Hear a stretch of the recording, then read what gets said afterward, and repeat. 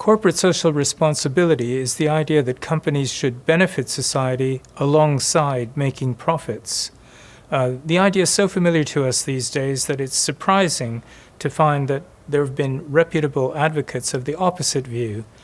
Milton Friedman, a Nobel Prize-winning economist, wrote in 1970 a famous New York Times article about businesses and responsibility. The title of that article was that the sole responsibility of businesses is to maximize profits. That's a denial of corporate social responsibility, and it's important just to find out what Milton Friedman's arguments were.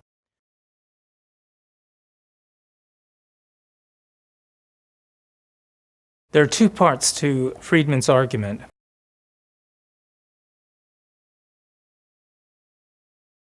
The first part is that a corporate manager, somebody who decides on behalf of a company to give back something to society, that a corporate manager is an agent for investors. That's one of the ideas. The second idea is that businesses are different from governments and have different roles than governments.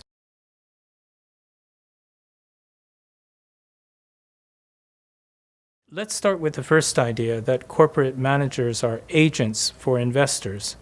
The idea here is that investors come into a company in order to make returns. They are together, all of the investors in a company together own that company, and the corporate manager is, so to speak, an employee, an agent of those investors.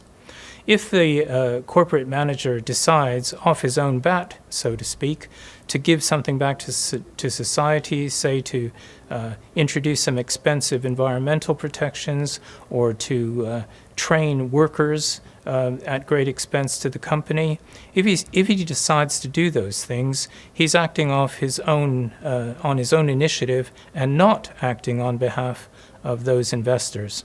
What's more, as Friedman says, he's deciding to give something back to society with somebody else's money. That's to say, the money of the investors.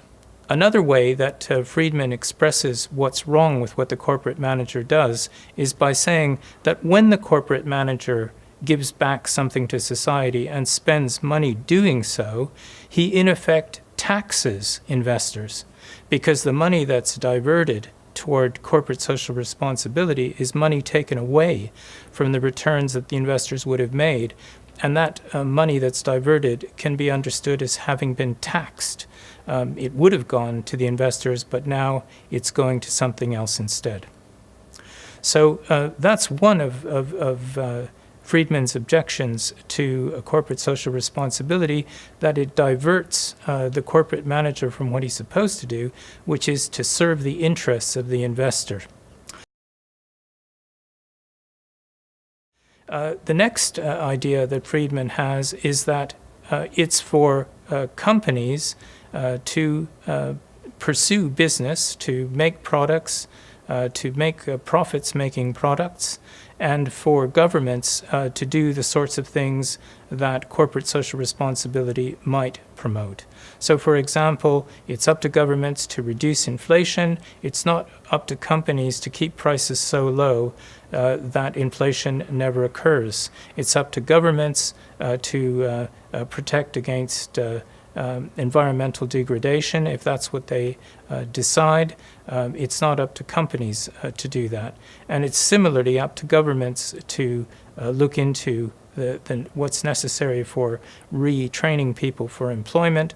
It's not up to corporations to do that. The more corporations are conscripted into doing things that governments do, the more their nature is distorted, and Friedman says the more that freedom, corporate freedom, the freedom of people in business is reduced. The more at the same time is the freedom of investors reduced. So there's actually a tension, according to Friedman, between the pursuit of freedom and corporate social responsibility. That's roughly the argument that you get from Friedman.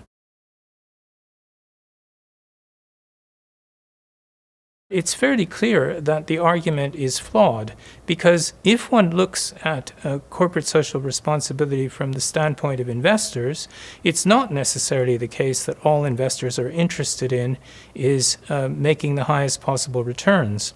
After all, many investors have scruples themselves on what the company does and how it does it, and it's possible that the motivations of investors are complex. They want the company to make money, but they also want it to make money compatibly with other values that are important, like treating workers decently and not polluting the environment too much. Those are perfectly coherent views for investors to have, and therefore, on Friedman's own argument, it's perfectly coherent for investors to mandate corporate managers to see to that complex objective, that is, making money without treating workers badly or damaging the environment too much. That's the first thing that can be said. The second thing that can be said is that a company's operations affect many more people than corporate managers and investors. If a company pollutes a river, then people who use the river water are affected. If a company decides to close operations, many people lose their jobs. Lots of businesses in the town that supply the company might have to fold, and so on. The general idea is that if a company's operations affect lots of other people's interests, then those affected people, those people whose interests are affected, those interests ought to be given some weight by a corporate manager. And if they're given weight, we're back to the idea of corporate social responsibility, that there are more things for the company to pursue than simple profits.